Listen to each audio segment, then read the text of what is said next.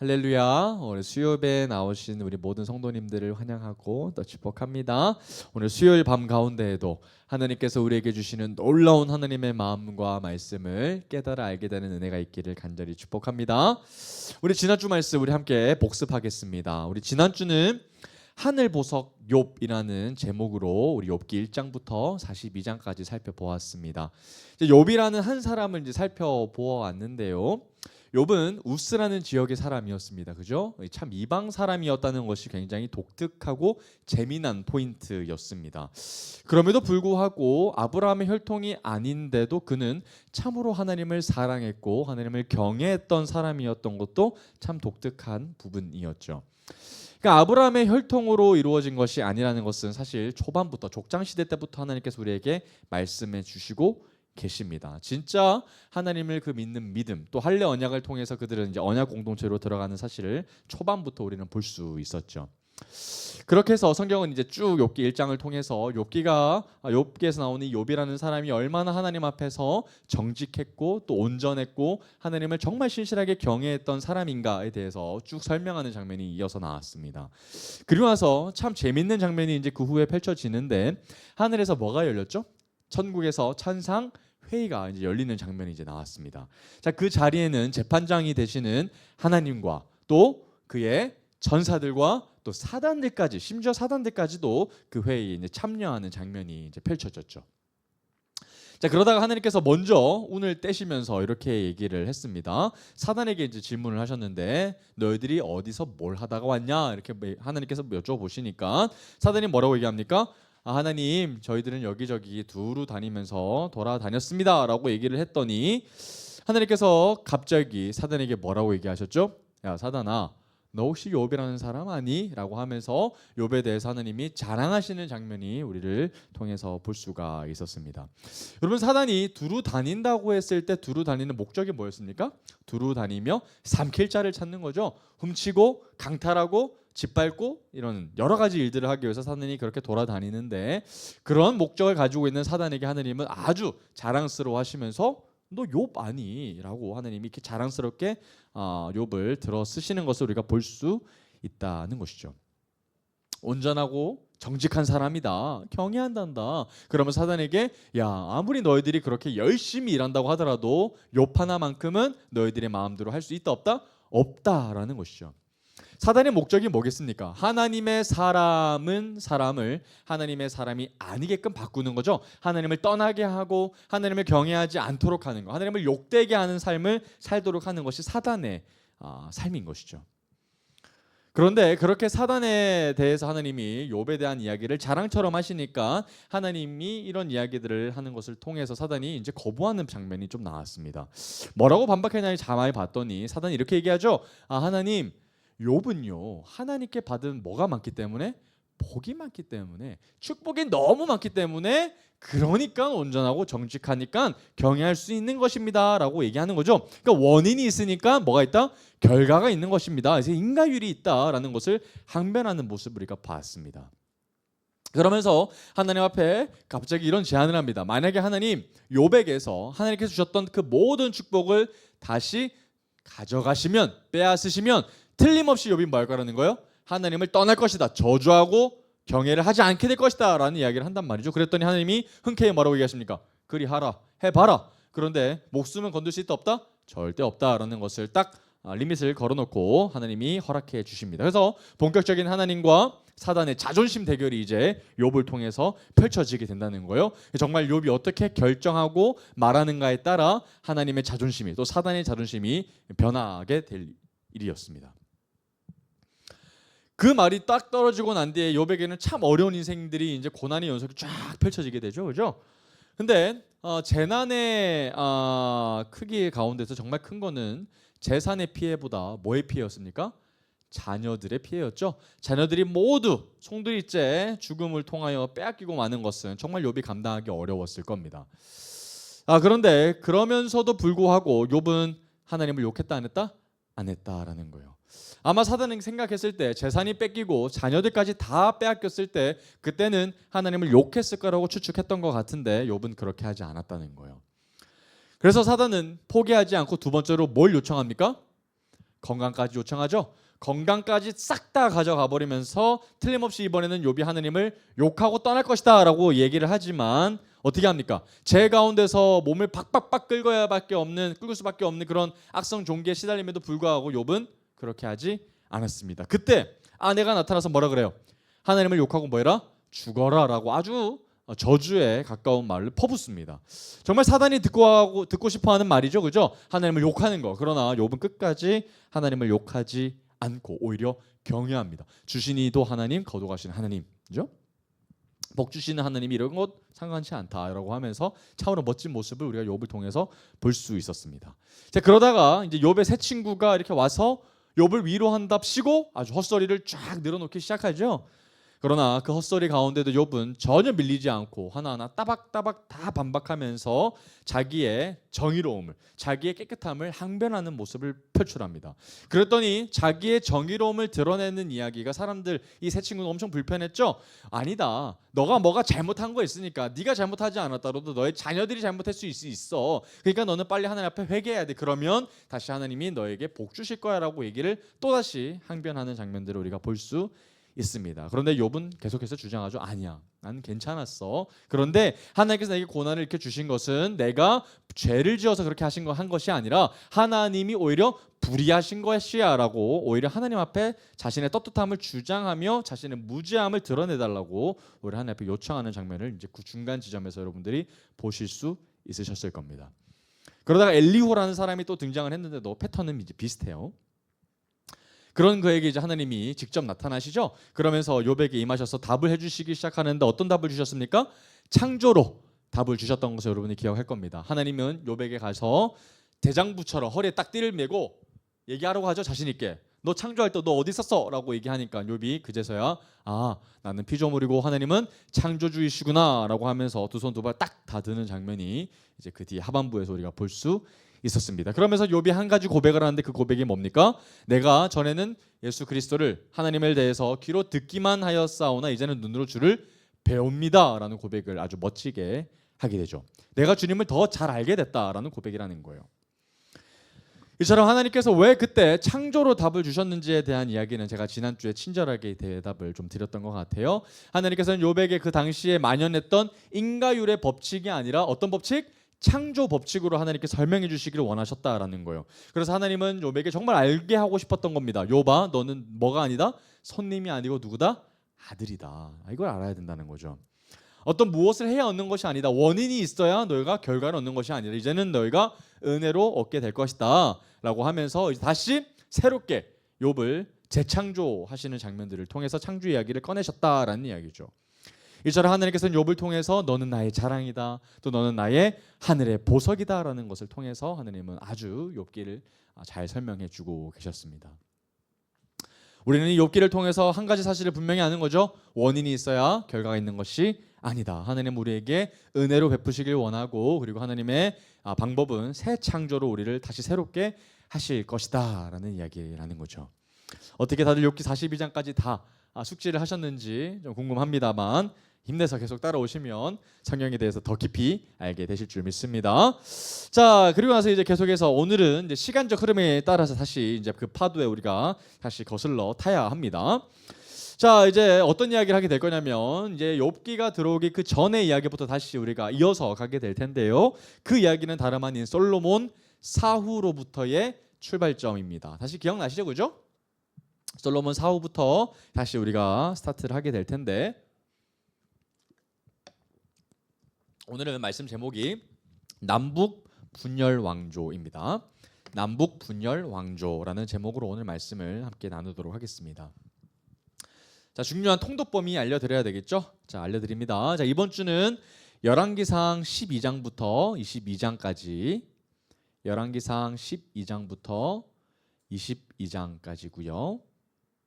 그리고 이어서 열왕기하로 넘어가서 1장부터 14장까지입니다.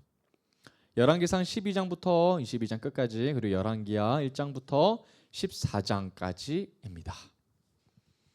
자, 그리고 추가적으로 여기서 사이에 끼어 들어가야 될 말씀이 있습니다. 한번 적어볼까요? 아모스, 그 다음에 호세야 이렇게 두 가지 추가하셔서 읽어오시면 되겠습니다. 좀 많아 보이죠? 좀 많지만 기쁜 좋은 소식이 있습니다. 이번 주에 한번 다 안 읽고요. 제가 파트 2로까지 나눠서 할 테니까 그래서 2주에 걸치셔서 이 모든 본문들을 잘 읽어오시면 되겠습니다. 그러면 잘 하실 수 있을 거라고 생각이 듭니다. 아멘. 네. 자, 이제 다시 돌아가서 오늘 말씀을 이제 같이 살펴보도록 하겠습니다. 좀 초반에 좀 정리해야 될 부분들이 몇 가지가 있어서 좀 짚고 한번 넘어가 보도록 하겠습니다. 자, 여러분들이 잘 기억하실 겁니다. 이제 사무엘 이후로 이스라엘은 왕정 시대가 시작이 됐어요, 그죠? 그래서 그때부터 시작해서 예수님이 오실 때 직전까지에 대한 이야기들을 좀 한번 잠깐 단계로 한번 살펴보도록 하겠습니다.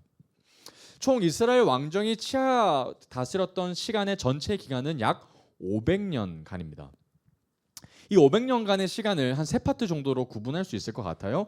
첫 번째 단계는 어떤 시대냐면 사울과 다윗, 솔로몬까지의 통일 왕국 시대를 1단계라고 좀 정의를 할 수 있습니다.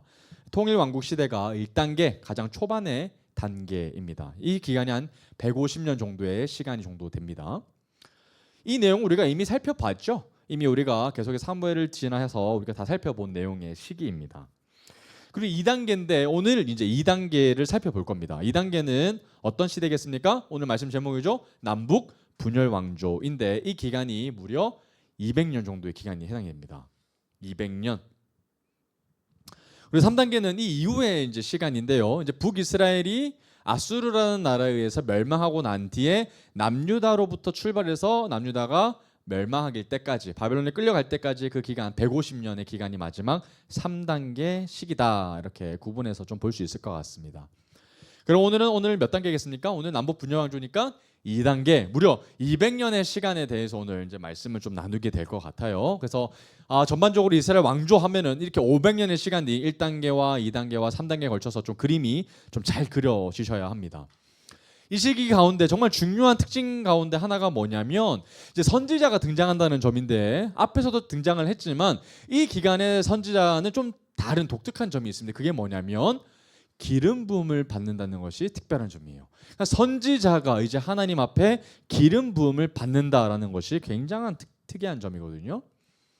왜 기름 부음 받는 것이 중요한가는 이제 후반부로 가면서 좀 발견하게 될 겁니다. 그러니까 이제 왕도 기름 부음을 받고 대제사장도 기름 부음을 받고 선지자까지 기름 부음을 받음으로써 나중에 후에 오실 예수 그리스도가 이 세 가지 역할을 다 하시면서 그 그리스도의 삼중직에 대한 이야기들을 할 거기 때문에 이 기름 부음 받는 사건은 굉장히 중요합니다.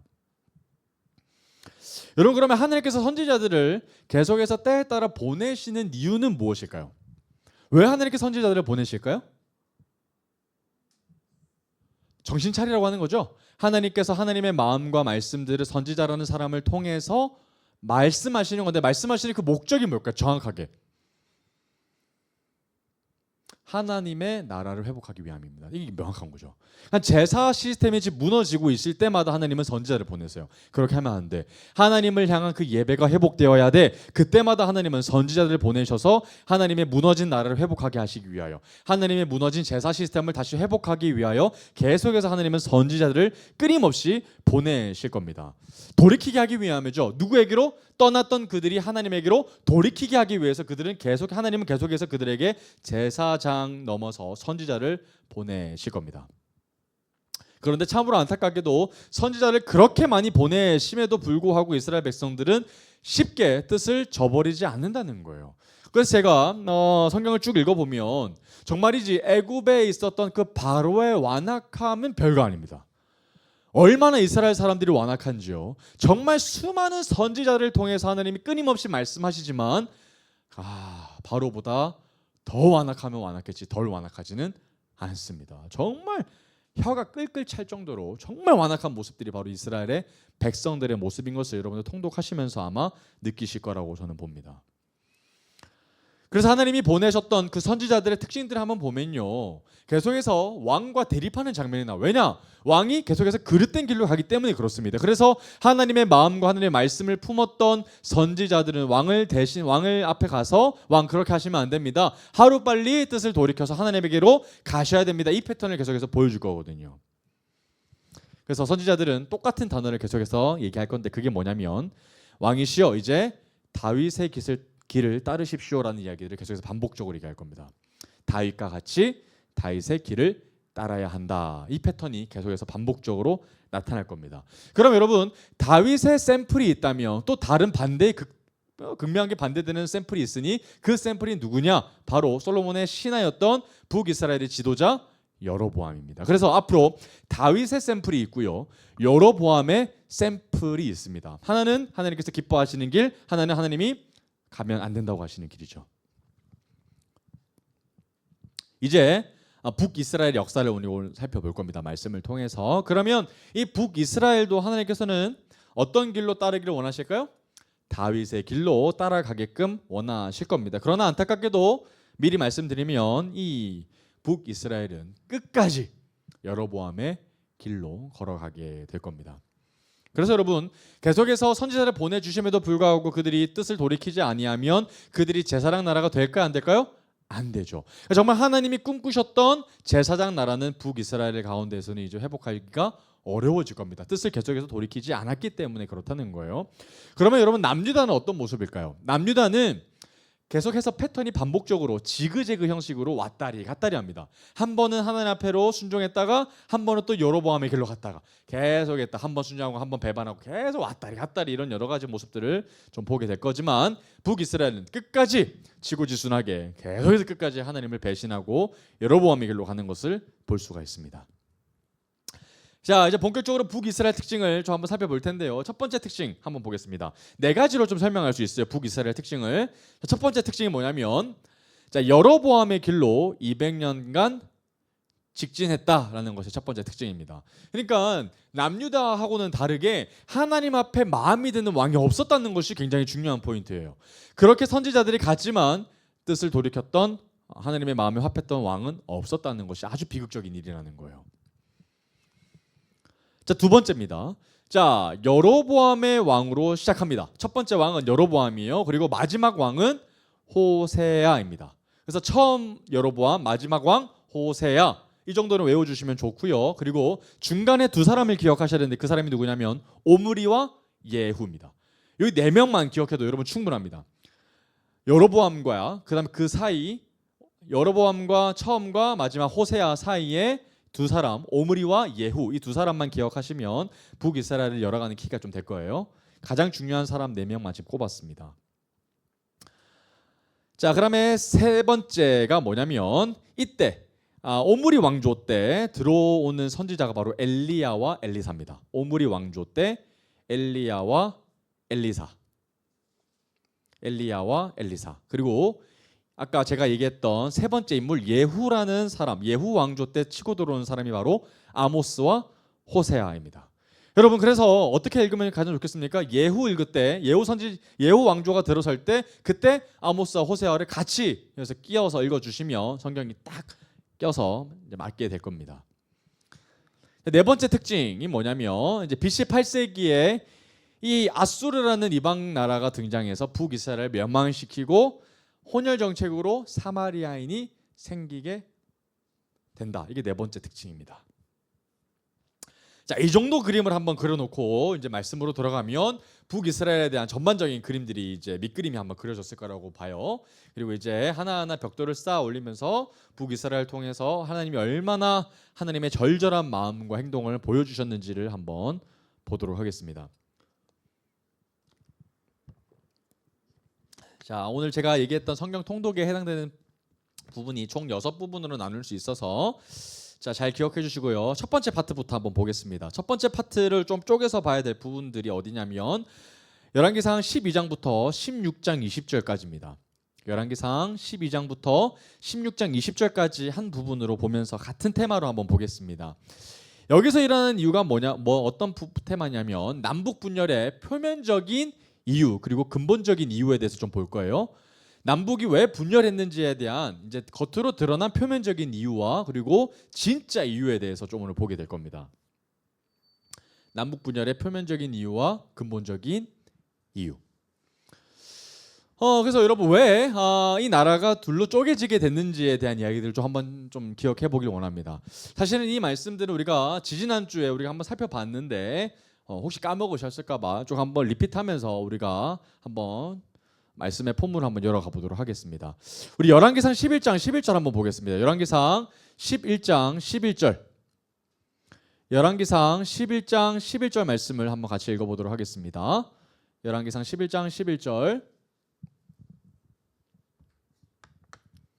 한번 같이 읽어보겠습니다. 시작. 여호와께서 솔로몬에게 말씀하시되 내게 이러한 일이 있었고 또 내가 내 언약과 내가 내게 명령한 법도를 지키지 아니하였으니 내가 반드시 이 나라를 내게서 빼앗아. 이게 지지난주였죠. 여러분 솔로몬이 다윗의 길로 행했습니까? 안 했습니까? 안 했죠. 하나님이 끊임없이 솔로몬에게 나타나셔서 솔로몬아 네가 아무리 이렇게 성전을 지어놔도 네가 다윗 네 아버지의 길로 행하지 아니하면 성전이라도 뭐한다? 벌로 걷어차버린다고 하셨잖아요. 그죠? 그런데 솔로몬이 기웃고 정말 자신의 여러 이 천명되는 아내의 길로 행하면서 이방의 길을 따라갔지 않습니까? 그러니 하나님은 참지 않으시고 솔로몬에게 이렇게 얘기하셨다는 거예요. 내가 경고하지 않았니? 그런데 네가 나를 결국 떠났으니 뭐 하겠다는 거예요? 네 나라를 빼앗겠다. 그리고 누구한테 주겠다고요? 신하한테 줄 것이다 라는 이야기를 하셨죠. 그래서 남유다로 쪼개졌을 때 남유다는 누가? 자신의 아들인 르호보암이 이제 차지하게 될 거고요. 그리고 나머지 북이스라엘은 이제 자신의 신하였던 여로보암이 차지하게 될 겁니다. 한번 어떻게 세워지는지 한번 보죠. 열왕기상 11장 28절부터 33절까지입니다. 열왕기상 11장 28절부터 33절 한번 처음부터 읽어보겠습니다. 자, 제가 한번 읽어볼 테니까 따라와 주세요. 자, 이 사람 여로보암 이제 신하입니다. 여로보암은 큰 용사라. 솔로몬이 이 청년의 뭘 보고? 자, 부지런함을 봤어요.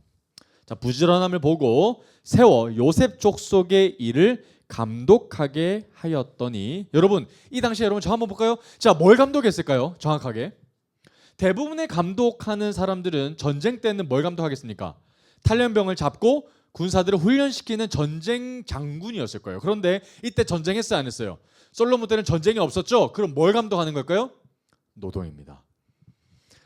솔로몬 때 얼마만큼의 건설 현장이 투입되는지 여러분 기억하시죠? 자그마치 20년의 엄청난 기간 동안에 솔로몬은 계속해서 왕궁을 짓고 성전을 지었고 뭐 별다 다른 것들도 다 지었을 겁니다. 그러니까 이때 여로보암은 뭘 감독했던 걸까요?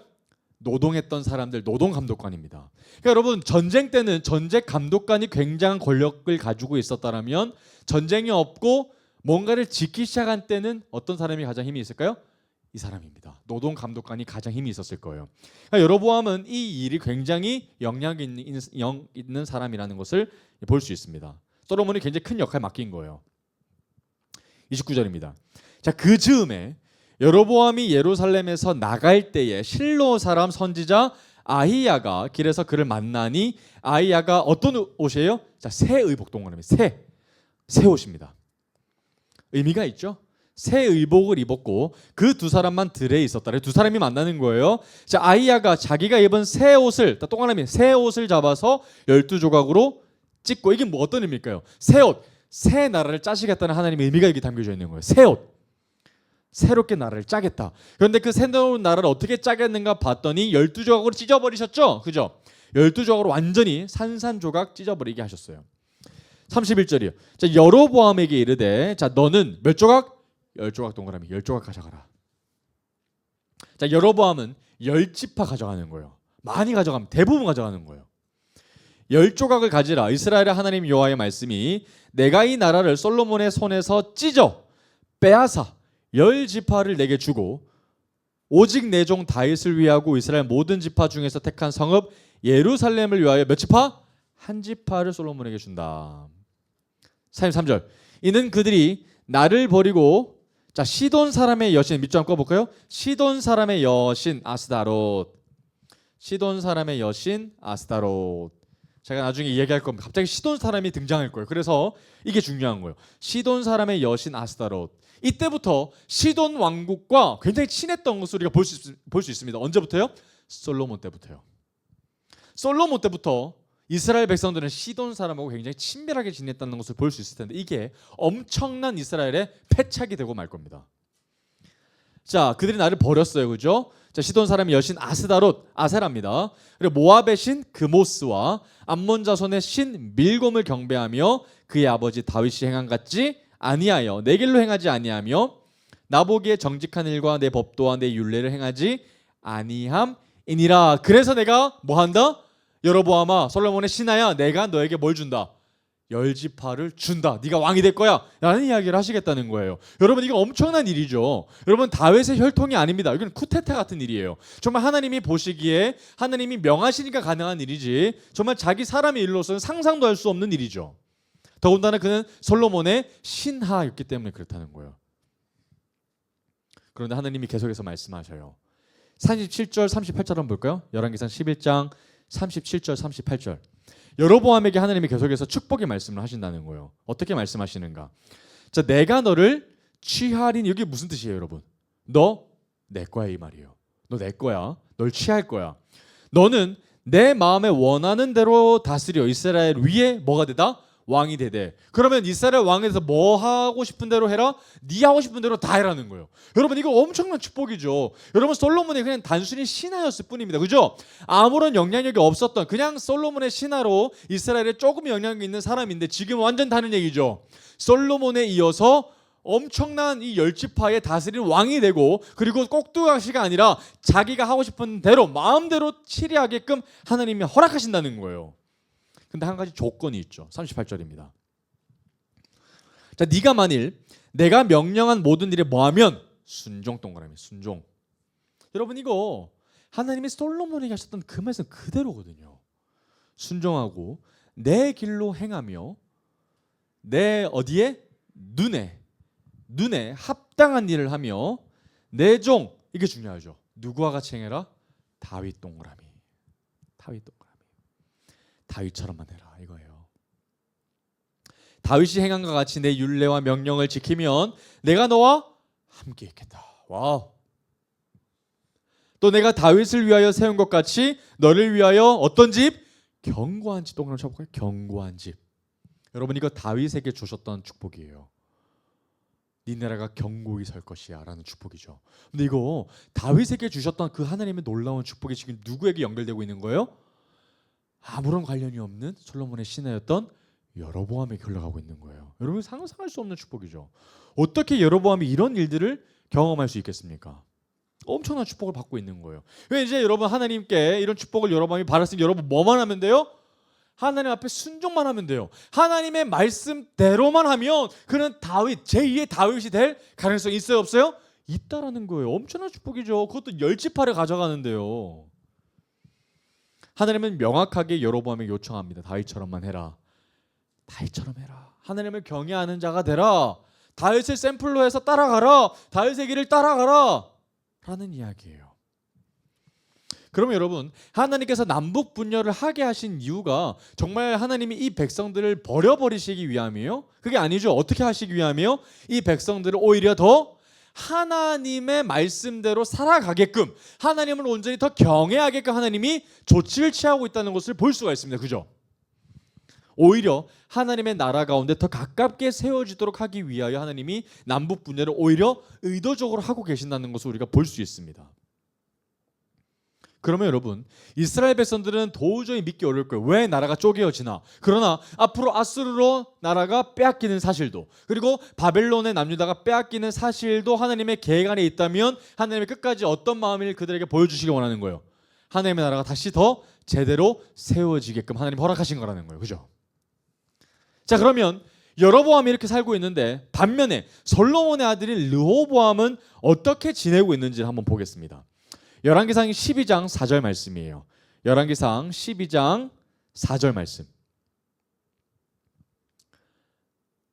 자, 한번 같이 읽어보겠습니다. 시작. 왕의 아버지가 우리의 멍에를 무겁게 하였으나 왕은 이제 왕의 아버지가 우리에게 시킨 고역과 매우 무거운 멍에를 가볍게 하소서. 그리하시면 우리가 왕을 섬기겠나이다. 여러분 기억하시겠지만 여러분 솔로몬 때는 참으로 고된 노역이 있었죠. 그래서 아무리 나라가 부유하고 풍성한 삶을 지낸다고 하더라도 솔로몬이 왕궁 건축과 성전 건축을 끝까지 한 20년 동안 넘게 했기 때문에 사람들은 피곤해했을 겁니다. 얼마나 공사 작업이 필요했겠습니까? 그러니까 왕이 이제 죽자, 솔로몬이 죽자 재빨리 사람들이 이제 그 후대 왕이 되려고 하는 르호보암에게 찾아와서 뭐라고 얘기하는 거예요? 왕이여 왕이시여 자신 그대의 선대였던 솔로몬 왕의 시절 때 참 우리가 힘들었다. 그래서 조금만 그 짐을 우리에게 가볍게 해달라. 그럼 뭐 하겠다는 거예요? 그러면 왕을 우리가 참 잘 섬기겠다라는 지금 조건문을 지금 제출한다는 거예요. 여러분 하나님 앞에서 이스라엘 백성들이 지금 르호보암을 안 섬기겠다는 게 아니죠. 정말 상식선에서 조금만 이 노역에 대한 그 짐을 가볍게 해달라는 거예요. 그죠? 안 섬기겠다는 거 아니에요. 그죠? 근데 르호보암이 어떻게 이 이야기에 대해서 반응을 하는지 한번 보겠습니다. 12장 13절 14절 말씀이에요. 자, 르호보암 솔로몬의 아들이 어떻게 대하는지 한번 봅시다. 뭐라고 어떻게 얘기하는지. 자, 왕이 포악한 말로 왕이요 절대 착하지 않습니다. 왕이 포악한 말로 백성에게 대답할세 뭘 버렸다고요? 노인의 자문을 버렸어요. 여기서 나온 노인은 오랫동안 솔로몬과 함께 있었던 사람들이었습니다. 그래 누구의 자문을 따라갔더니 봤더니 14절이죠. 어린 사람들의 자문을 따랐어요. 어린 사람의 자문을 따라 그들에게 말하여 이르되 내 아버지는 너희의 멍에를 무겁게 하였으나 알고 있어요. 아빠 때 힘들었다는 거. 그런데 나는 너희의 멍에를 더욱 무겁게 할지라. 내 아버지는 채찍으로 너희를 징계하였으나 나는 뭐로? 정갈 채찍으로 너희를 징치하리라 하니라. 여러분 징치는 혼내서 다스린다는 거예요. 여러분 이건 굉장히 폭군의 왕의 단어입니다. 혼내서 징계함으로 다스린다. 때리면서 다스릴 거야. 와 여러분 이런 태도를 보면서 여러분 르호보암에서 어떤 마음이 듭니까? 아주 선 넘었죠. 저는 이 르호보암의 태도를 보면서 르호보암이 아직 정신을 못 차렸다라고 느낌이 듭니다. 정말 안타깝습니다. 왜냐하면 그가 진짜 왕이 먼저 됐다고 착각하기 때문이죠. 여러분 왕이 됐다고 해서 바로 왕이 되는 게 아닙니다. 뭘 갖춰야 돼요? 기반을 갖춰야 돼요. 그리고 솔로몬도 처음에 뭐 했어요? 아버지가 제안했던 그 기준대로 천천히 왕권을 자기의 왕권대로 잡아갔던 걸 기억하시죠? 그런데 르호보암은 그런 거 전혀 없는 채로 뭐 한 거예요? 지금 폭군처럼 하고 있다는 것을 볼 수 있습니다. 그럼 우리가 딱 예견이 되죠? 르호보암 왕권이 뭐 하겠다? 흔들리겠다. 뭐 아무것도 기반을 갖춰주지 않고 지금 폭군부터 행하면 누가 르호보암을 따라가겠습니까? 지금 르호보암을 따를 채찍근도 없는 상태에서 그죠? 심지어 자신의 라이벌처럼 와 있는 여로보암이 있는 상태에서는 르호보암의 말이 전혀 안 먹힐 것이 뻔한데 말입니다. 그러니까 자기 착한 몇 사람들을 남아서 오히려 위로하고 달래가지고 자기 편으로 만들어야 될 그 상황 가운데 지금 정신 못 차리고 뭐 하고 있다? 혼내고 있다. 말 실수를 하고 있는 거죠. 혼내면서 다스린다니 말도 안 되는 소리죠. 자, 사람들의 한번 반응 한번 볼까요? 자, 12장 16절부터 19절입니다. 백성들이 어떻게 반응합니까? 자, 온 이스라엘이 자기들의 말을 왕이 듣지 아니함을 보고 왕에게 대답하여 이르되 우리가 다윗과 무슨 관계가 있느냐? 바로 손절해 버립니다. 바로 떠나 버리죠. 우리가 무슨 다윗과 관계가 있어? 우리 당신하고 상관없다 이렇게 얘기하는 거죠. 자, 이새의 아들에게서 받을 유산이 있다 없다? 없다. 하나도 기대 안 하겠다는 거예요. 떠나겠다. 자, 이스라엘아 너희의 장막으로 돌아가라. 다윗이여 이제 너는 네 집이나 돌아보라 하고 이스라엘이 그 장막으로 돌아가니라. 그러나 유다 성읍들에 사는 이스라엘 자손에게는 르호보암이 그들의 왕이 되었더라. 오직 누구만? 오직 남유다 유다 지파만 르호보암을 왕으로 인정합니다. 18절. 자, 르호보암 왕이 역군의 감독 누구? 아도람을 보냅니다. 대표로. 그런데 온 이스라엘이 그를 뭘로 죽여요? 돌로 쳐 죽입니다. 여러분 대표 감독관을 사람들이 죽였다는 것은 사실 누구를 헤아리려 하는 거예요?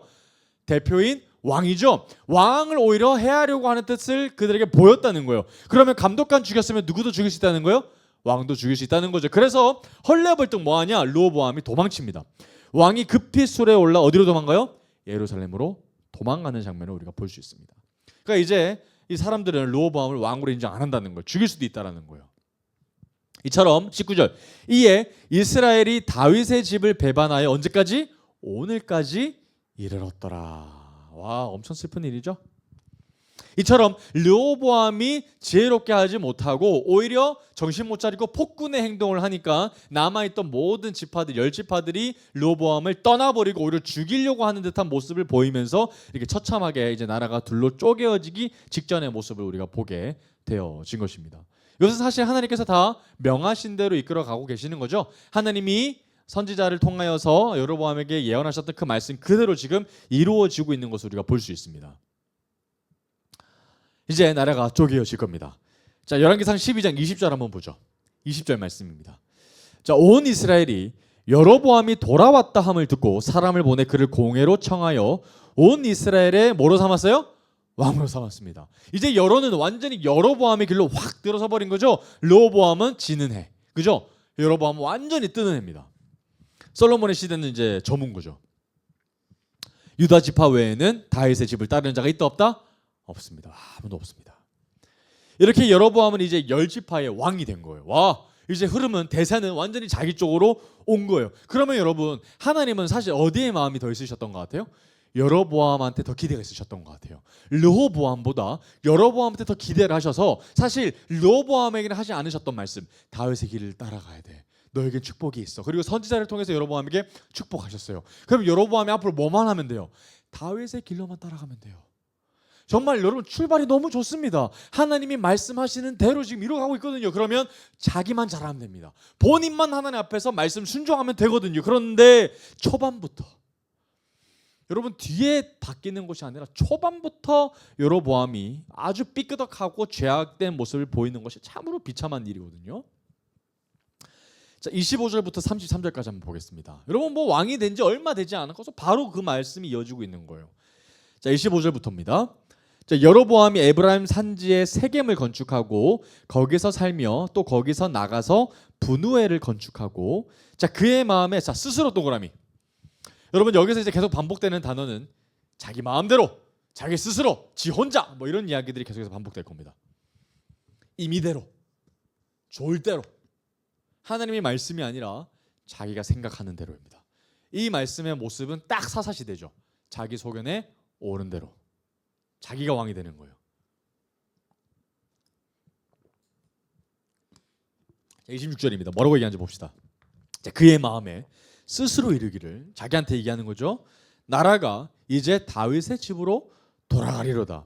27절 걱정을 하는 거예요. 지금 만일 이 백성이 예루살렘에 있는 여호와의 성전에 제사를 드리고자 하여 올라가면 이 백성의 마음이 유다 왕 된 그들의 주 르호보암에게로 돌아가서 나를 죽이고 유다의 왕 르호보암에게로 돌아가리로다 하고, 여러분, 이거 어떻게 된 일이에요? 지금 북이스라엘이든 남유다는 상관없이 절기 때마다 뭐 해야 돼요? 예루살렘 성전으로 들어가야 되는 거죠. 솔로몬이 그렇게 아름답게 지어놨던 예루살렘 성전이 어디 있어요? 유대에 있죠. 유다 땅으로 가야 되는 거예요. 싫든 좋든 10지파는 지금 어디로 가야 돼요? 절기 때마다 하나님 앞에 여호와의 성전으로 들어가야 되는 거예요. 이건 막을 수가 없는 일이죠. 그러니까 절기 때마다 여로보암이 뭐 하는 거예요? 불안해 죽겠는 거예요. 행하나 갔다가 이것이 결국엔 진짜 왕은 르호보암이 아닐까? 그러면서 자기를 따랐던 모든 신하들이 자기를 배신하고 자기를 오히려 죽일까 봐 전전긍긍하는 거죠. 그런데 하나님이 그런 거 걱정하라고 하셨어요? 안 하라고 하셨어요? 그런 말씀 없으셨죠? 오직 너는 뭐만 해라? 다윗처럼만 해라. 그런데 걱정하고 있었어요. 그래서 28절 뭐 합니까? 이에 계획합니다. 이거 누구 마음대로 한 거예요? 자기 마음대로 한 거예요. 자기 마음대로 계획합니다. 뭘 계획하는지 한번 볼까요? 동그라미 쳐볼까요? 두 금송아지. 여러분, 하나님은 출애굽 때부터 금송아지를 굉장히 싫어하셨죠. 금송아지 형상을 만들어 버렸습니다. 자, 두 금송아지를 만들고 무리에게 말하기를, 자신의 백성들에게 말하는 겁니다. 자, 너희가 다시는 예루살렘에 올라갈 것이 없도다. 이스라엘아, 이는 너희를 애굽 땅에서 인도하여 올린 너희의 신들이다 하고, 여러분, 이거 아론 제사장이 했던 말이랑 굉장히 비슷하죠, 그죠? 너희를 출애굽하여 인도하여 낸 신이다 이거거든요. 그러면서 누가 이 짓을 하고 있어요? 여로보암이 이 짓 하고 있는 거예요. 여러분, 그러니까 이제 여러분, 예루살렘으로 우리가 멀리 갈 필요 없습니다. 여기에도 뭐가 있다? 하나님을 예비하는 성전이 있다. 그리고 두 금송아지 딱 보면서 저것이 바로 하나님이다라고 얘기하는 거예요. 엄청 충격적인 이야기를 하고 있는 거죠. 29절 하나는 베델에 두고 하나는 단에 둔지라. 여러분, 여기서부터 굉장히 큰 죄를 범하는데요. 금송아지 형상 만든 것도 굉장히 큰 죄고요. 여기서 보면 금송아지 몇 개 만들죠? 2개 만듭니다. 하나님 분명히 출애굽과 레위기 쭉 통하면서 하나님은 야훼 한 분 하나님을 강조하셨거든요. 그죠? 근데 여기서 보면 신들로 바뀌었어요. 신들. 하나님에 대해서 아주 모욕하고 있죠. 30절입니다. 자, 이 일이 뭐가 됐다? 죄가 됐다. 여러분, 기억하실지 모르겠지만 베델은 뭡니까? 히브리어 단어로 집이란 단어죠. 그래서 베들레헴 하면 떡집이 되는 거죠. 벳엘, 그죠? 베델은 야곱의 사닥다리, 천상의 사닥다리가 내려왔던 그 하나님의 집으로 불림을 받는 아주 거룩한 장소죠. 근데 그곳에 뭐가 들어선 겁니까? 금송아지가 들어선 거죠. 하나님 보시기에 얼마나 큰 죄가 됐겠습니까? 그래서 이 일이 죄가 되었으니 이는 백성들이 단까지 가서 그 하나에게 뭐가 있었다? 경배했더라. 그러니까 사람들이 이제 뭐가 하게 된 거예요? 졸지에 여로보암 때문에 우상 숭배하게 된 거예요, 여러분. 이거 엄청 큰 일이죠. 그러니까 열 지파가 순식간에 하나님을 예배하다가 누굴 예배하게 됐더라? 우상 숭배하게 됐더라. 누구 때문에? 여로보암 한 사람 때문에. 엄청 큰 죄입니다, 이거는. 그죠? 그런데 여기서 멈추지 않아요, 여로보암. 너무 악합니다. 31절. 그가 또 뭘 지어요? 산당을 짓기 시작합니다. 솔로몬이 그렇게 행했던 산당을 지어요. 그러니까 여로보암은 다윗의 길로 따라갔던 것이 아니라 누구의 길을 따라가요? 솔로몬의 후반부 정치를 따라갑니다. 산당들을 짓고, 근데 솔로몬보다 한 발 더 나가니까 하는데 그게 어떤 행동이냐? 레위 자손이 아닌 평범한 사람으로 뭘 삼아요? 제사장 삼아요. 와, 그럼 제사장 뭐가 있어야 돼요? 기름 부음이 있어야 되죠. 그런데 기름 붓지도 않고 지 마음대로 자기가 원하는 사람, 자기 사람 앉혀놓은 거, 레위 사람도 아니라. 여기서 멈추지 않아요. 32절. 8째 달, 곧 그 달 15째 날로 절기를 정하여. 절기를 정하면 됩니까? 안 됩니까? 안 되죠. 여호와의 절기는 하나님이 정하셨죠. 그런데 자기 마음대로 뭐 하는 거예요? 절기 정하죠. 와우, 엄청난 죄를 범하고 있는 거예요. 그런데 어떻게 정합니까? 절기를 유다의 절기와 비슷하게 정합니다. 유사 종교가 나왔어요. 그리고 와서 제단에 올라가서 베델에서 그와 같이 행하여 그가 만든 송아지에게 제사를 드렸으며, 자기가 먼저 예배를 딱 드리니까 온 백성이 똑같이 따라하겠죠. 그가 지은 산당의 제사장을 베델에서 세웠더라. 누가 세워요? 자기가 제사장을 세웁니다. 하나님이 세우신 것이 아니죠. 33절입니다. 한번 밑줄 그어볼까요? 그가 자기 마음대로. 그가 자기 마음대로. 이게 가장 큰 죄입니다. 그가 자기 마음대로. 정한 달, 곧 8째 달 15째 날로 이스라엘 자손을 위하여 절기로 정하고 베델에 쌓은 제단에 올라가서 분향하였더라. 그리고 하나님 앞에서 하나님을 만들었어요. 그죠? 그리고 이 행위는 결국 자기가 자기의 마음대로 왕을 하는 행위죠. 자기가 왕이 된 거예요. 사사시대랑 똑같은 모습을 보이고 있습니다. 그러니까 하나님의 나라, 제사장 나라에는 전혀 관심이 없고 인위적으로 하나님 나라를 조작하면서 자기의 권력을 오히려 스스로 자기가 유지하려고 전전긍긍하는 모습을 볼 수가 있다는 거예요. 그러나 여러분, 하나님께서는 여로보암에게 초반에 얘기하셨죠. 네 집을 견고히 세우는 것은 네 힘이 아니라 누구의 힘이다? 나의 힘이다. 그러니까 뭐 해라? 너는 다윗의 길을 따라가라. 그러면 된다라는 것이었죠. 그런데 여로보암은 그 하나님의 말씀을 믿었다 안 믿었다? 믿지 못했다. 그리고 누구를 믿었다? 자신을 믿은 거예요. 자신의 교묘한 속임수를 믿었던 것이죠. 그런데 공교롭게도 그렇게 자신을 지키려고 자신의 계략대로 그렇게 계획대로 하다가 오히려 하나님 앞에 큰 죄를 범하게 되고 만 것이죠. 제사장 나라를 아주 크게 훼손하고 말아버렸어요. 절기 때마다 하나님의 절기를 완전히 모욕하게 돼버린 거죠. 근데 여러분, 하나님께서 왜 이 나라를 쪼개게 만드셔가지고 성전을 계속해서 그들이 불편하게 저 멀리서 예루살렘 성전으로 오게 하셨을까요? 여러분, 그들이 아무리 나라가 분단됐지만 그럼 여호와의 절기 때마다 예루살렘 성전에서 뭐해요? 억지로라도 만나요, 안 만나요? 만나죠. 그리고 함께 뭐해요? 같이 제사 드리고 예배 드리죠. 그러면 여러분, 하나님이 진짜 마음은 어디에 있으셨던 걸까요? 그들이 뭘 깨달았어야 했을까요? 나라가 분단되긴 했지만 여전히 우리는 뭐다? 하나님 앞에 예배드리는 예배자다. 이걸 깨달았어야 됐거든요. 계속해서 끊임없이 그들은 예배 공동체였어요. 나라가 깨어진 거 상관없이 그들은 똑같이 하나님 앞에 하나님 백성으로 구별되게 제사 시스템으로 돌아가는 나라였다는 것을 뭐 해야 돼요? 기억해야 돼요. 그런데 누구 때문에? 여로보암 때문에 이들이 예배 드리러 와요? 안 와요? 안 와요. 그럼 뭐가 깨지는 거예요? 제사랑 나라 정체성이 깨져버리는 거예요. 여러분, 이게 하나님 나라 가운데 뭐 한 거예요? 진짜 큰 중죄인 거죠. 하나님이 보시기에 진짜 악한 죄라는 거예요. 그래서 하나님이 여로보암의 길을 정말 한탄해 하십니다. 예배자란 정체성을 잃어버리게 만들어버린 거예요. 여로보암이처럼 되돌아올 수 없는 강을 건너고 말았던 것이죠. 그래서 하나님은 이제 다윗의 길에 대비하여서 여로보암의 길이라는 고유 명사가 나옵니다. 정말 슬픈 일이죠. 하나님 앞에 얼마나 하나님의 마음을 아프게 했던지 여로보암의 길이라는 단어가 나오겠습니까? 그런데 남유다는 지그재그로 계속해서 번갈아가며 왔다 갔다 하지만 북이스라엘은 끊임없이 쭉 200년간 여로보암의 길로 간다는 것은 아주 슬픈 일이라는 거예요. 여기까지가 첫 번째 파트입니다. 자, 두 번째 파트를 한번 보겠습니다. 두 번째 파트는 이제 오므리 왕조와 그다음에 엘리야 선지자의 등장입니다.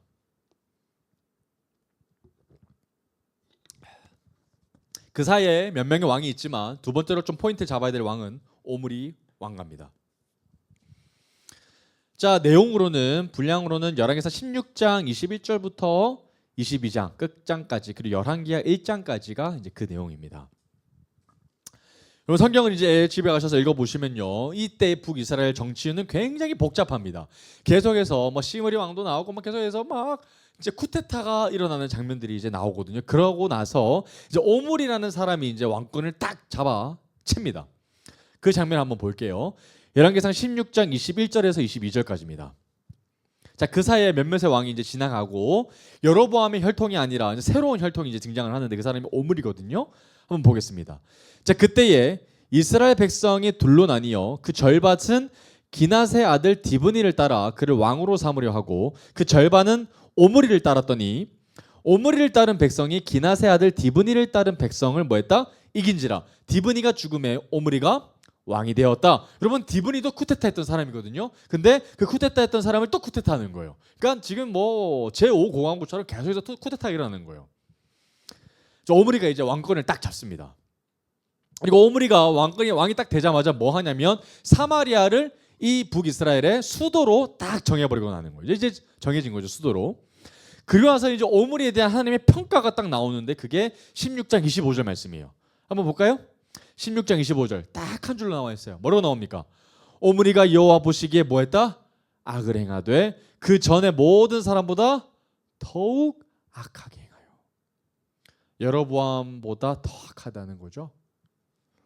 완벽히 여로보암의 길로 걸어갔던 사람인데 그 죄악이 더 크다는 거예요. 근데 오므리가, 여러분들 왜 오므리 왕조로 여러분들 기억하시냐면 이때부터 이제 오므리 혈통으로 들어가기 때문에 그래요. 그래서 오므리가 중요한데 그 다음 혈통이 여러분 누구겠습니까? 그 유명한 악나라 왕 아합입니다. 그래서 오므리 왕조로부터 여러분들 기억하셔야 되는 거예요. 아합, 오므리의 아들입니다. 근데 그의 평가가 아버지에 이어서 바로 자신의 아들의 평가가 바로 나오는데 열왕기상 16장 30절에서 33절까지 말씀이에요. 아버지와 좀 달랐으면 참 좋겠다 싶은데 더하면 더할지 덜하지 않습니다. 30절 오므리의 아들 아합이 그의 이전의 모든 사람보다 여호와 보시기에 뭐했다? 악을 더욱 행했다. 아버지보다 더한 놈이라는 거예요. 너무 심한 거죠. 계속해서 악을 행하는 사람이라는 거예요. 31절 자, 느밧의 아들 여로보암의 죄를 따라 행하는 것을 오히려 가볍게 여기며 시돈, 여러분 시돈 동안 한번 쳐볼까요? 시돈? 와우, 우리 시돈 어디서 친해졌죠? 솔로몬 기억나시죠? 그때부터 친해졌던 솔로몬의 죄악 때부터 친해졌던 그 흔적들이 지금 여기 때까지 흔적이 남아있는 거예요. 근데 여기서 시돈 사람이 왜 나옵니까? 시돈 사람의 왕 엣바알의 딸 누구? 이세벨이 등장하기 때문에 그래요. 오므리의 며느리가 누가 되는 거예요? 이세벨이 되는 거예요. 이세벨. 여러분 아까 기억나십니까? 시돈에서 뭘 섬겼다 나왔어요? 아스다롯, 아세라상이죠. 또 바알도 그렇죠. 이세벨을 아내로 삼고 가서 바알을 섬겨 예배하고 32절 사마리아에 건축한 바알의 신전 안에 바알을 위하여 제단을 쌓으며 또 아세라상을 만들었으니 그는 그 이전에 이스라엘 모든 왕보다 심히 이스라엘 하나님 여호와를 노하시게 하였더라. 그러니까 여러분 오므리 왕의 아들이 아합이고 아합의 아내가 누구다? 이세벨이라는 거예요. 그러니까 오므리하고는 고부관계라는 거죠. 며느리가 되는 거죠. 여러분 시돈의 공주 이세벨이 여기서 딱 등장을 하게 된다는 거예요. 그러니까 설명하면 악한 집안에 악한 며느리가 들어온 거예요. 그러니까 선량한 집안에 이세벨이 잘못 들어온 게 아니죠. 똑같이 악의 집안에 더한 악이 지금 들어오게 됐다는 거예요. 근데 여러분 이세벨이 다른 사람들보다 훨씬 더 악한 점이 뭐겠습니까? 북이스라엘이 우상 숭배하게 만드는 장본인이 됐다는 거거든요. 이게 하나님 보시기에 정말 악했다는 거예요. 바알과 아세라 문화가 이제 이세벨을 통해서 본격적으로 물밀듯이 들어오기 시작하므로 이스라엘은 완전히 타락의 길로 들어서게 될 거예요. 그러니까 하나님 보시기에 얼마나 가증스러웠을까요? 그러면 여러분 딱 이때까지만 하면 여러분 저 같으면요 딱 싹을 뽑아버릴 것 같아요. 지금 아수르 일으켜가지고 싹 다 죽여버리면 되는 거 아니에요? 소망이 있어요 없어요? 없어요. 여러분 여로보암의 길로 쭉 갔죠? 정말 여러 명의 왕이 있었잖아요. 그런데도 다윗의 길로 따라간 사람이 있었어요 없었어요? 없었어요. 그러면 이 열지파 필요 있어요 없어요? 없어요. 버려도 됩니다. 죽여도 되죠. 그런데 그 상황 가운데 오므리 왕조가 등장했어요. 그런데 여로보암이 잊혀진 만큼 더 악했죠? 또 죽여도 되죠. 근데 아무리보다 더한 왕 그의 아들 아합이 등장했죠. 하나님이 용서하고 싶지 않을 만큼 너무나도 악랄한 왕이 등장했어요. 그런데 아합이 그의 아내 이세벨을 데리고 왔는데 바알과 아세라가 완전히 그 때문에 물밑에 들어옵니다. 완전히 타락했고 이제 사마리아 땅은 하나님을 경배하는 사람들이 사라지기 시작했어요. 그러면 완전히 이 열 지파들은 하나님의 지도에서 없애도 되죠. 지금 딱 아수르 오면 완전히 멸해도 되죠. 근데 하나님이 그렇게 하신다 안 하신다? 안 한다는 거예요. 왜? 정말 죽여도 되는데 정말 버려도 되는데 잊혀져도 정말 될 만큼 악한 백성들인데 왜 안 죽이시냐 이거예요. 하나님은 그들을 뭐 하시기 원하는 거예요? 돌이키길 원하시죠. 그렇게 하나님이 여러 번 배신당했음에도 불구하고 그래서 하나님이 이 타이밍 때 누구를 보내시는 거예요? 엘리야 보내시는 거예요. 이때 등장하는 거예요. 엘리야가 기다리다 엘리야 보내시는 거예요. 그래서 여러분 엘리야가 이제 오므리 왕의 아들 아합이랑 이제 언쟁하는 장면이 이제 18장에서 이제 나옵니다. 18장을 한번 가볼까요? 열왕기상 18장. 재밌는 장면이 이제 18장에서 쫙 나옵니다. 그때 이제 북이스라엘은 하나님의 징계 때문에 3년이라는 시간 동안에 비가 한 번도 오지 않는 가뭄의 징계를 경험하게 됩니다. 그 때문에 이제 엘리야와 아합 간에 그 논쟁이 이제 벌어지게 되는데 정말 여러분들이 한 번쯤은 들어봤을 갈멜산 전투가 바로 이때 벌어지는 거예요. 비 대결이죠. 비. 그러면서 엘리야는 이 당시에 하나님의 선지자로 서게 되면서 북이스라엘의 멸망을 막기 위하여 정말 이때라도 하나님의 말씀이 선포되어져서 그들이 하나님 앞에 돌이키기를 원하는 마음으로 부단히 노력했던 엘리야 선지자였죠. 그래서 이 이스라엘 백성들이 하나님을 다시 알게 하기 위하여서 이제 갈멜산에서 전투가 벌어지게 됩니다. 자, 그때 한 사람이 딱 서게 되는데 그 사람이 바로 엘리야죠. 이스라엘에서 하나님 앞에 서는 사람이 있다 없다? 아무도 없습니다. 누구밖에 없어요? 이 엘리야라는 한 사람밖에 없습니다. 그런데 엘리야 저편에 보니 바알과 아세라 선지자들이 쫙 서가지고 똑같이 이제 대결하는 장면들이 이제 나오게 돼요. 그래서 누가 먼저 하나님 앞에 이제 고하게 각자의 신에서 이제 부르짖게 돼가지고 누가 먼저 그 신이 각자가 믿는 신이 임하게 될 것인가에 대한 이야기들을 이제 전쟁을 통해서 대결을 통해서 이제 하게 될 것이라는 거예요. 한번 18장 24절 한번 보겠습니다. 엘리야가 진짜 멋지게 담대하게 말씀을 또 선포하고 그들을 압박하는 장면이 나오거든요. 열왕기상 18장 24절입니다. 자, 엘리야가 당당하게 선포합니다. 자, 너희는 너희의 신의 이름을 부르라. 뭘 부르겠어요? 바알과 아세라 부르겠죠? 바알과 아세라 막 부르라. 마음대로 불러봐라. 나는 여호와 이름을 부르리니 이에 불로 응답하는 신 그가 하나님이라. 백성이 다 대답하되 그 말이 옳도다 하니라. 그러니까 여러분 지금 이스라엘 백성들도 지금 하나님을 믿기 위해서 이런 반응을 보이는 게 아니라 지금 엄청 군중 심리로 막 도파민에 흥분해가지고 막 소리치고 있는 거예요. 그게 좋겠다. 그러면 누가 진짜인지 알겠다라는 군중의 심리가 지금 보이고 있다는 거예요. 이때만 해도 엘리야 한 사람밖에 하나님 앞에 서 있는 사람이 없었다는 거예요. 27절 볼까요? 자, 그런데 바알과 아세라 측에서 먼저 그렇게 막 열심히 하는데 아무런 반응이 없는 거예요. 그리고 엘리야가 그들을 향하여 조롱하는 장면이 이제 나와요. 27절. 정오에 이르러는 엘리야가 그들을 뭐 하되? 조롱하되. 놀리는 거죠. 큰 소리로 부르라. 더 목소리를 작게 하지 말고 크게 해라. 그는 신인즉 묵상하고 있는지, 혹은 그가 잠깐 나갔는지, 혹은 그가 길을 행하는지, 혹은 그가 잠이 들어서 깨워야 할 것인지 하면서 뭐 하고 있는 거예요? 놀리고 있는 거죠. 니들 신 뭐 하냐? 바알과 아세라 그렇게 외치고 있는데 니들 혹시 신 자는 거 아니냐? 하면서 조롱거리면서 웃고 있는 장면이 지금 보이고 있다는 거예요. 그리고 나서 이제 38절부터 40절까지 가보면 이제 엘리야가 하나님의 임재가 강력한 것을 증명하기 위해서 그 여호와를 향하여 그 쌓은 그 제단에다가 막 물을 끼얹는 장면이 나옵니다. 이게 인위적으로 절대로 불이 붙지 못하게 강력한 하나님의 임재를 상징하기 위해서 그렇게 했는데 38절 보면 어떤 일이 벌어집니까? 이에 여호와의 불이 내려서 번제물과 나무와 돌과 흙을 태워버리죠, 그죠? 그리고 또 도랑의 물까지 다 말라버리게 하셨다는 거예요. 이 놀라운 장면을 보고 사람들이 어떻게 반응합니까? 그제서야 39절 모든 백성이 보고 엎드려 말하되 여호와 그는 누구다? 하나님이시로다. 여호와 그는 하나님이시로다. 두 번 반복하죠. 여호와 그는 하나님이시로다. 여호와 그는 하나님이시로다. 백성이 그제서야 표적을 보고 하나님인 줄 알았다라는 거예요. 40절 말씀입니다. 엘리야가 그들에게 이르되 바알의 선지자를 잡되 그들 중 하나도 도망하지 못하게 하라 하매 곧 잡은지라. 엘리야가 그들을 기손 시내로 내려가다가 거기서 죽여버렸습니다. 여기서 보면 어떤 선지자를 죽였다고 나와 있어요? 바알의 선지자를 죽였다. 바알 선지자가 450명을 그 자리에서 도륙해 버리거든요. 그 자리에서 엘리야가 와, 다 죽여버립니다. 엄청난 이 사사처럼 행동을 하거든요. 근데 여러분 제가 이 이스라엘 성지순례 갔을 때 그 가이드 해주셨던 현지분이 이런 말씀을 얘기하시더라고요. 이때 정말 산이 이렇게 쭉 내려가게끔 되어 있어요. 그리고 거기 동상이 있어요. 엘리야가 칼을 들고 있는 장면이. 근데 이상하게 바알 선지자 이야기만 있고 아세라 선지자가 이야기가 없어요. 그래서 아세라 선지자는 왜 죽이지 못했을까? 왜 안 죽였을까에 대한 이야기들을 잠시 하고 이제 가이드가 넘어갔던 장면들이 있는데 그 이야기는 좀 뒤에서 한번 성경을 통해서 한번 여러분들이 볼 수 있으니까 한번 보면 좀 좋을 것 같습니다.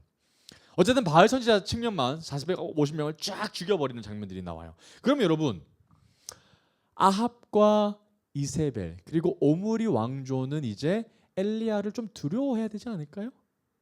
그죠? 아합이 지금 철저하게 갈멜산 전투에서 졌잖아요. 하나님이 강력하게 임재하셨잖아요. 불로. 그리고 이스라엘 백성들이 바알과 아세라를 버리고 하나님 앞에 그는 진짜 하나님이시로다 하고 완전 군중 심리가 바뀌어버렸죠. 그러면 아합과 이세벨이 뭐 해야 돼요? 조금 태도가 바뀌어야 되겠죠. 진짜 하나님이 우리를 큰일 나게 하실지도 모르겠다. 뜻을 돌이켜야 되겠죠. 그게 진짜 하나님이 원하셨던 바였거든요. 그런데 문제는 이세벨이 눈 하나 깜짝하지 않는다는 거예요. 오히려 뭘 하냐면 자객을 보냅니다. 누구 죽이려고? 엘리야 죽이려고요. 정말 간이 밖으로 나온 사람이 바로 이 이세벨이라는 여인입니다. 이세벨은 하나님을 두려워하지 않는 사람이에요. 자, 열왕기상 19장으로 한번 가보겠습니다. 열왕기상 19장 2절에서 3절까지 말씀이에요. 열왕기상 19장 2절에서 3절까지.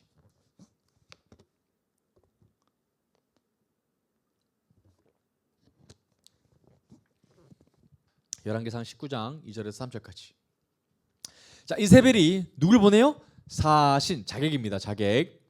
사신을 엘리야에게 보내어 이르되 내가 내일 이맘때에는 반드시 네 생명을 저 사람들 중 한 사람의 생명과 같게 하리라. 그렇게 하지 아니하면 신들이 내게 벌 위에 벌을 내림이 마땅하니라 한지라. 지금 이세벨 굉장히 화가 났어요. 그죠? 자, 그가 이 형편을 보고 일어나 자기의 생명을 위해 도망하여 유다에 속한 어디까지?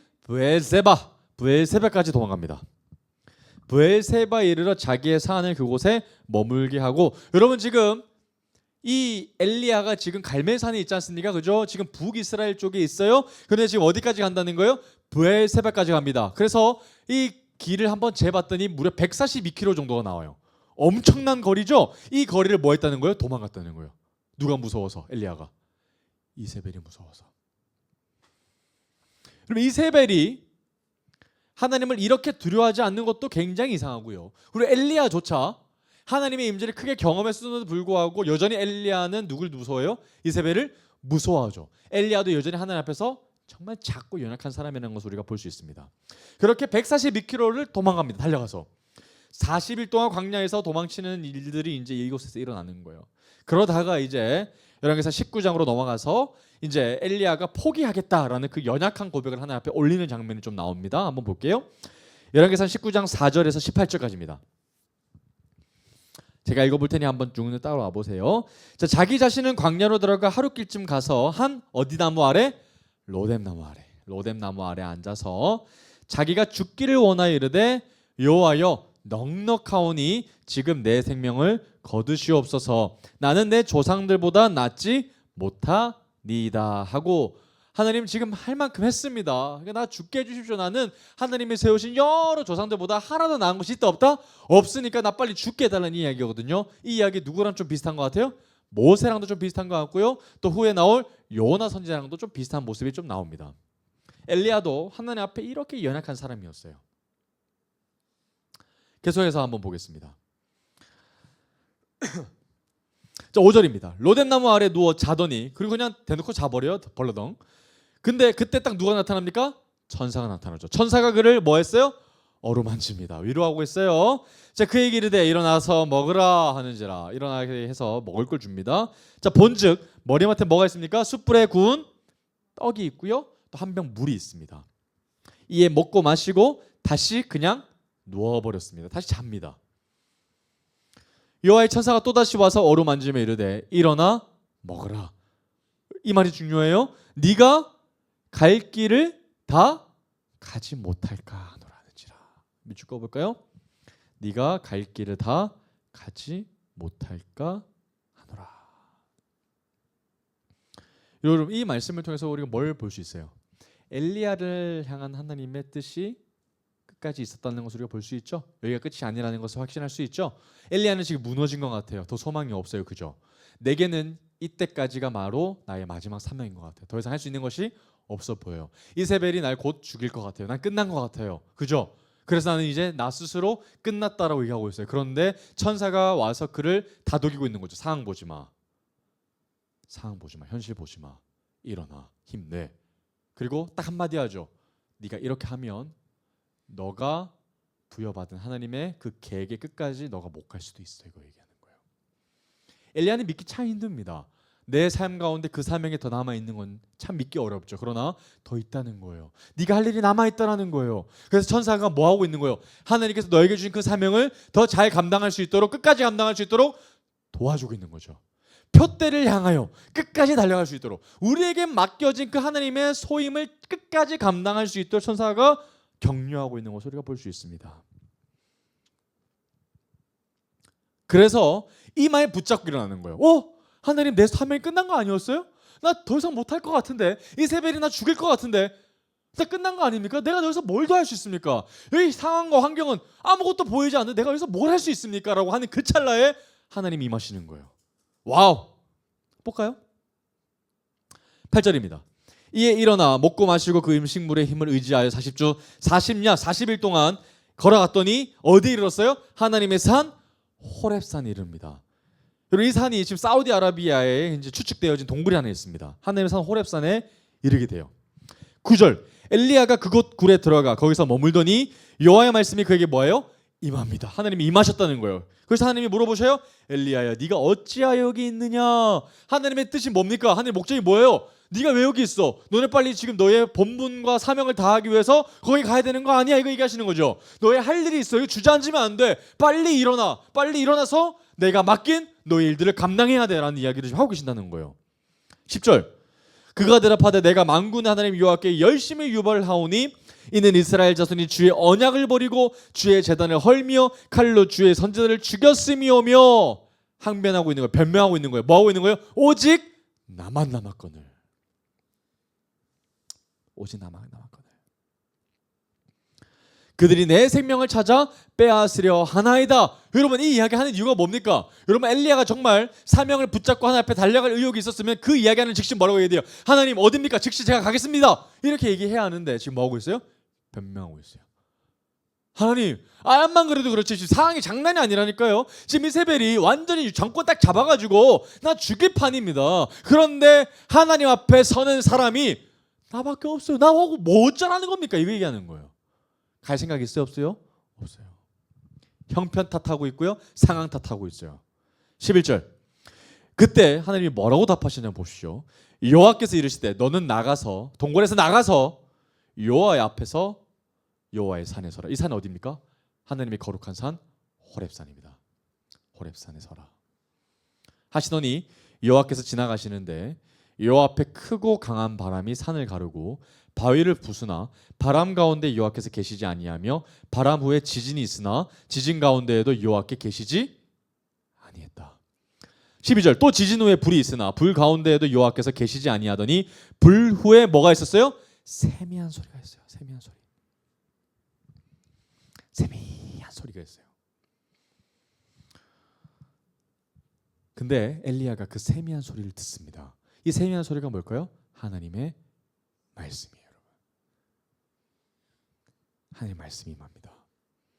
그랬더니 엘리야가 어떻게 반응해요? 엘리야가 듣고 겉옷으로 얼굴을 가리고 나가 굴 어귀에 섬에 소리가 그에게 임하여 이르시되 엘리야야 네가 어찌하여 여기 있느냐 두 번 물어보시죠. 근데 여러분 이거 지금 어디예요? 호렙산이죠. 호렙산은 성경에서 신의 산하고 동등하게 같이 사용되는 게 굉장히 많아요. 그러면 신의 산에서 누가 하나님을 만났죠? 모세.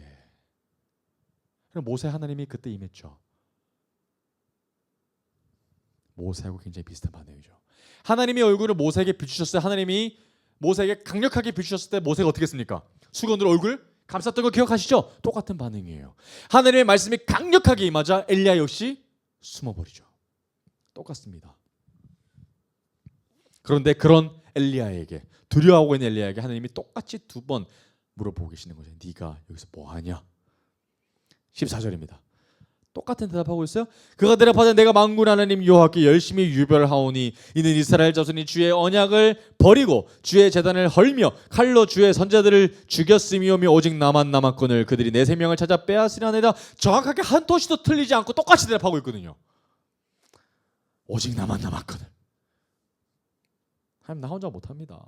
나만 남았어요. 나 혼자 뭐 하겠습니까? 15절 하나님이 강력하게 말씀하세요. 여호와께서 그에게 이르시되 너는 내 길을 돌이켜. 여러분 여기서 어떤 길을 돌이켜 하는 걸까요? 여러분 지금 동굴에 있어요. 하나님의 산에 있어요. 그럼 어디에서 돌이키길 원하시는 걸까요? 하나님이 자기가 생각하는 현실, 자기가 생각하는 한계, 자기가 끝났다고 생각하는 그 지점이죠. 거기서부터 뭐 해라? 돌이켜라. 그리고 하나님의 말씀 붙잡고 거기서 출발해라는 거예요. 너는 내 길을 돌이켜 광야를 통하여 다메섹에 가서 이르거든. 다마스쿠스죠. 다메섹에 가서 이르거든. 하사엘에게 기름을 부어 아람의 왕이 되게 하고. 여러분 이거 이해돼요? 안 돼요? 안 돼요. 갑자기 아람이 왜 나와요? 엘리야가 가는데 아람이 반겨줄까요? 그럼 이스라엘도 아니에요. 남유다도 아니고 북이스라엘도 아니잖아요. 아람이에요. 근데 엘리야를 보내서 아람 왕 세우라고 하는 거죠. 근데 아람이 그렇게 엘리야가 가면 무릎 꿇고 머리 준다는 거죠. 기름 부음 받으려고. 그죠? 왜 그렇게 하시는 걸까요? 하나님이 이스라엘 왕뿐만 아니라 전 세계 모든 나라에 왕을 세우시는 왕 중의 왕이시라는 것을 엘리야에게 보여주고 싶으셨던 거죠.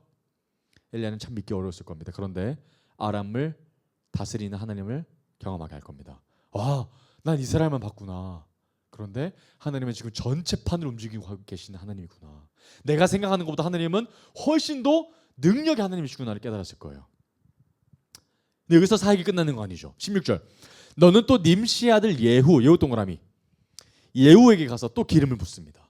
이스라엘을 뭐가 되게 해라? 왕이 되게 하라. 이제 오므리 왕조가 끝나고 누구 왕조가 들어가는 거예요? 예후 왕조가 들어설 거예요. 예후 왕조를 내가 들어서게 할 거야. 여러분 이것도 이해돼야 안 돼요? 안 돼요. 지금 이스라엘을 누가 통치하고 있어요? 오므리 왕조의 강력한 아합 왕과 이세벨이 통치하고 있다고요. 그런데 내가 그렇게 두려워하고 있던 아합 왕과 이세벨을 하나님이 패하시고 누구를 왕으로 세우겠다? 아무것도 아닌 것 같은 뜬금없이 예후를 세우겠다는 거예요. 이게 믿기 어렵죠. 그런데 하나님이 그렇게 하시겠다는 거예요. 또 있죠. 또 아벨모올라 사밧의 아들 누구? 엘리사.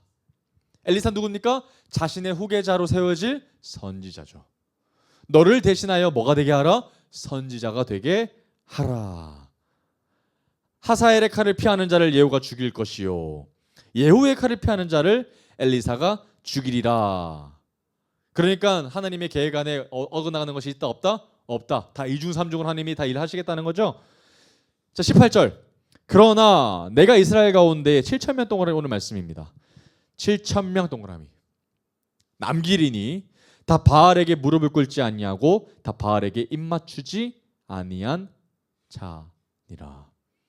엘리야야, 네가 혼자 갔지? 아니, 내가 7천 명 붙여줄 거야. 여러분 지금 한 사람이 있는 것 같아요? 없는 것 같아요? 아무도 없는 것처럼 보여요. 근데 진짜 아무도 없었어요. 근데 다시 돌아갈 때 하나님이 뭐 하시겠다는 거예요? 7천 명 붙여주겠다는 거예요. 그럼 이때 두 가지 반응입니다. 아니 뭔 소리예요 지금? 한 명이 없다니까요. 10명이도 좋겠어요. 10명. 10명이도 내가 뭐 해보겠어요. 근데 무슨 7천 명이 뭔 소리입니까 하나님? 말이 되는 소리 하십시오. 믿을 만한 숫자를 제게 얘기하십시오. 이 정도 얘기 안 했겠습니까? 무슨 하나님 이스라엘 왕도 아니고 무슨 아람 왕을 세워요. 아람이 뭔데? 이방 나라 왕을 제가 뭐라고 세웁니까? 또 지금 아합과 이세벨이 통치하고 있는데 내가 뭐라고 예후한테 왕을 뭔 소리예요 이게? 라고 충분히 얘기할 수 있어요 없어요? 있어요. 근데 하나님 뭐 보고 원하시는 거예요? 상황 보지 마. 현실 보지 마. 네가 다시 그날에 내가 일하는 것을 보게 될 거야. 너는 그냥 뭐 해라? 말씀 붙잡고 그냥 가 이거예요. 여러분 만약에 엘리야가 여러분 여기서 주저앉았더라면, 여기서 만약에 엘리야가 더 이상 가지 않고 로뎀 나무에 그대로 자빠져 있었더라면 엘리야는 하나님 앞에 승천에 들림받지 못했을 수도 있죠. 엘리야는 거기서 마지막 사명이 끝날 수 있는 거죠. 근데 여러분 하나님은 사명이 있다는 것을 기억하게 하십니다. 그리고 그 사명은 현실 보고 감당하게 하는 것이 아니라 기억하게 하실 겁니다. 하나님 말씀을 말이죠.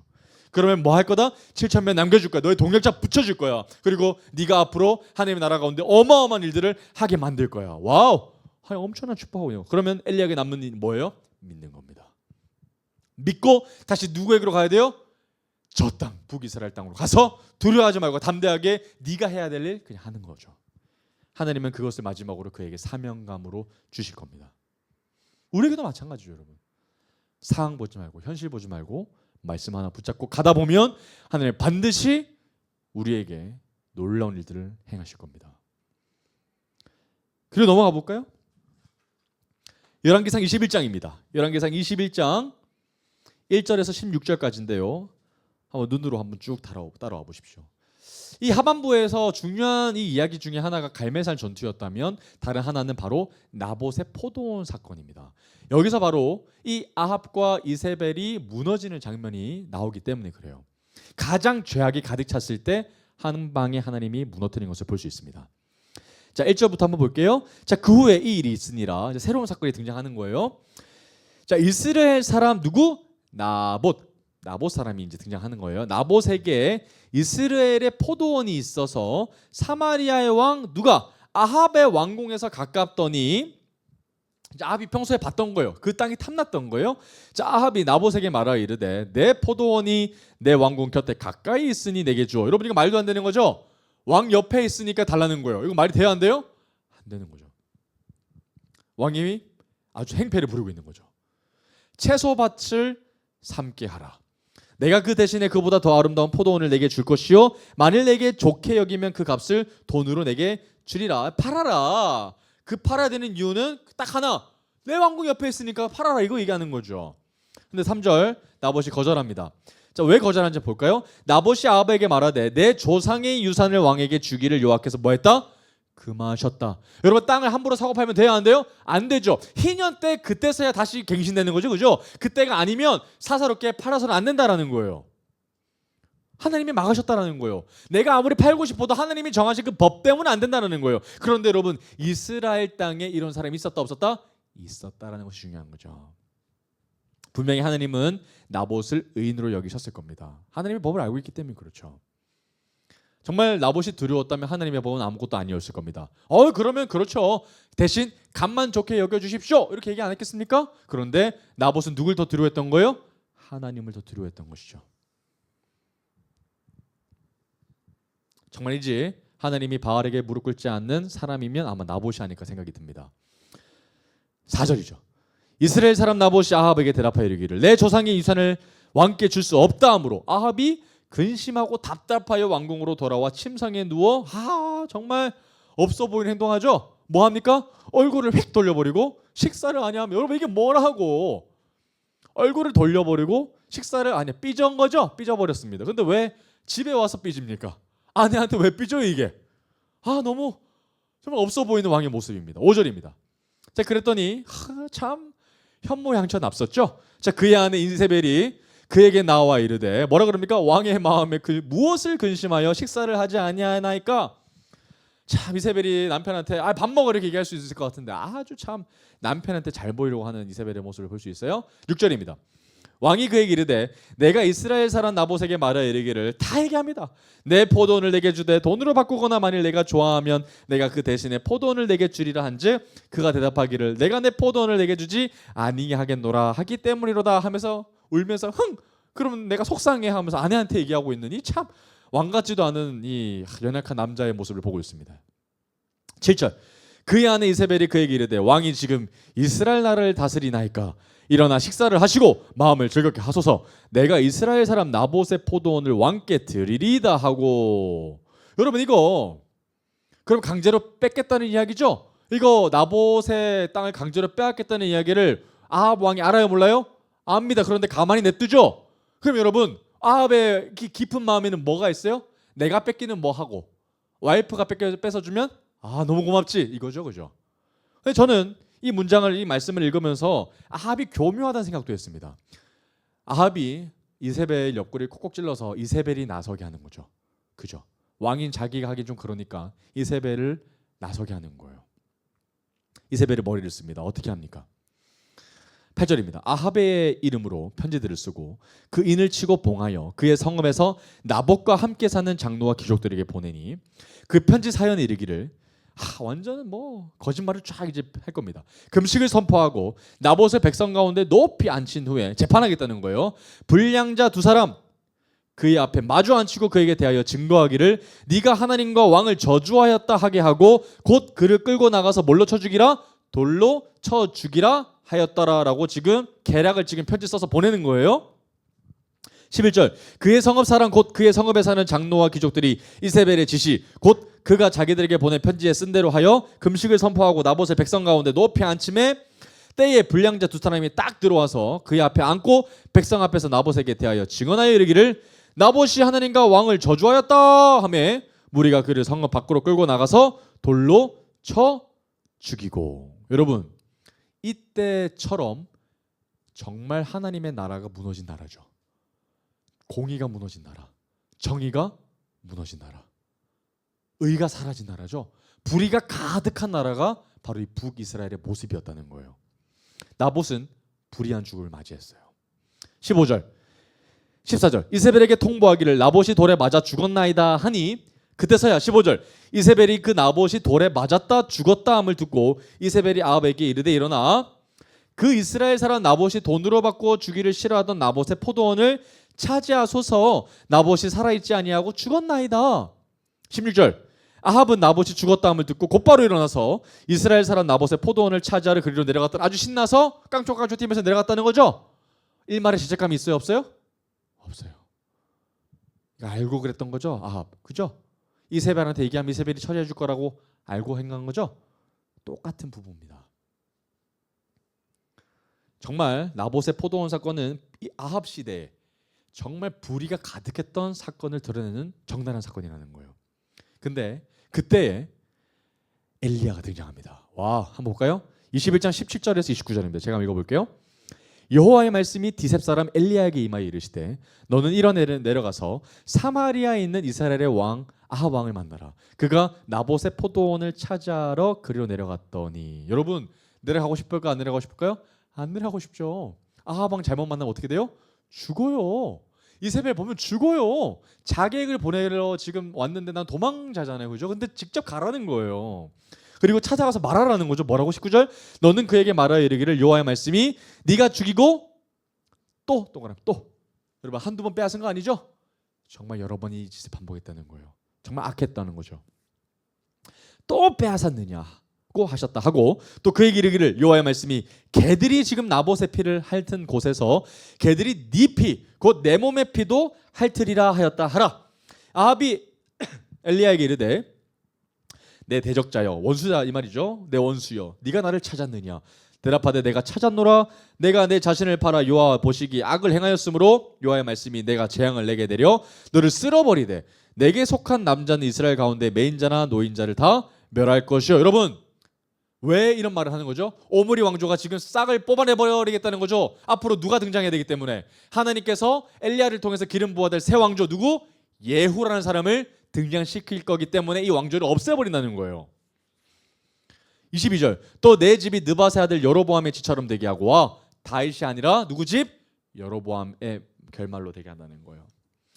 아이야의 아들 바하사의 집처럼 되게 하리니 이는 네가 나를 노하게 하고 이스라엘을 범죄하게 한 까닭이니라. 여러분, 아합에게도 기회가 있었죠. 다윗처럼만 행했으면 그는 집이 견고했을 겁니다. 23절입니다. 이제 이세벨에게도 당당히 얘기하라는 거예요. 이세벨에게 대하여도 여호와께서 말씀하여 이르시되 개들이 이스라엘 성읍 곁에서 이세벨을 먹을지라. 아합에게 속한 자로서 성읍에 죽는 자들이 개들이 먹고 들에서 죽은 자는 공중에 새가 먹으리라 하셨느니라 하니, 예로부터 아합과 같이 그 자신을 팔아 여호와 앞에서 악을 행한 자가 없음은 그를 그의 아내 이세벨이 충동하였음이라. 그가 여호와께서 이스라엘 자손 앞에서 쫓아내신 아모리 사람의 모든 행함 같이 우상에게 복종하여 심히 가증하게 행하였더라. 아합이 이 모든 말씀을 들을 때에 한번 반응 한번 볼게요. 이 선포를 선지자를 통해서 들었을 때 어떻게 반응합니까?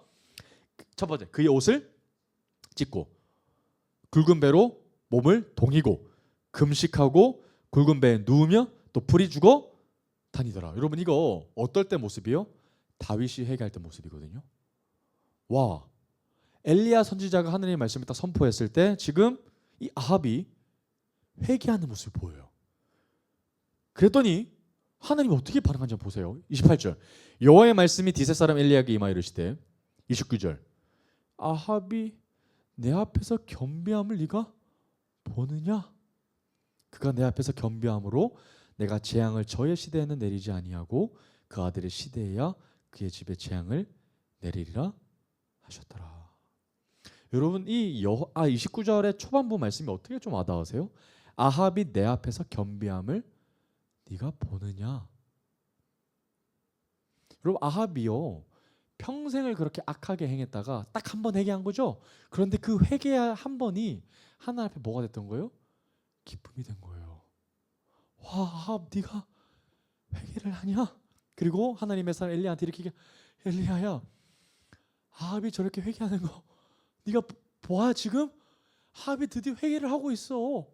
그런데 그 한 번의 회개함이 하나님 앞에 어찌나 기쁨이 됐던지 아합의 때에 그런 일들을 안 하겠다 하시는 거예요. 하나님은 정말이지 뭘 원하시는 거예요? 돌이키는 거, 진짜 회개하는 거.